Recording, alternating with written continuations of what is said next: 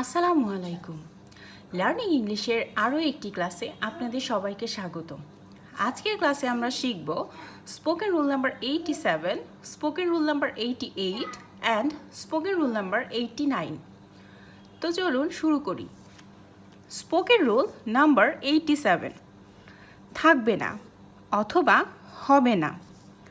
Subject plus won't have, আমার আগামী মাসে নতুন চাকরি হবে না। I won't have a new job next month. তার আগামী বছর একটি নতুন গাড়ি থাকবে না। She won't have a new car next year.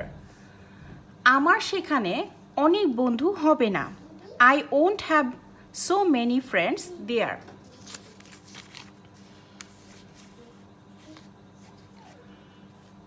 Spoken rule number 88. Get, গ্রহণ করা, পাওয়া। আমি তোমার পার্সেলটি পেয়েছি। I have got your parcel. সে কি একটি নতুন চাকরি পেয়েছে? Has she got a new job? আমি এইচএসসি পরীক্ষায় গোল্ডেন জিপিএ পেয়েছি। I got golden GPA in my HSC exam.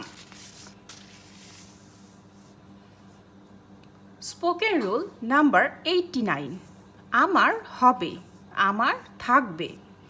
Subject plus will have, আগামী মাসে আমার একটি স্পোর্টস বাইক হবে। I will have a sports bike next month. তাদের একটি নতুন থাকার জায়গা হবে। They will have a new place to stay. ভবিষ্যতে আমাদের করোনা ভাইরাস মুক্ত পৃথিবী হবে।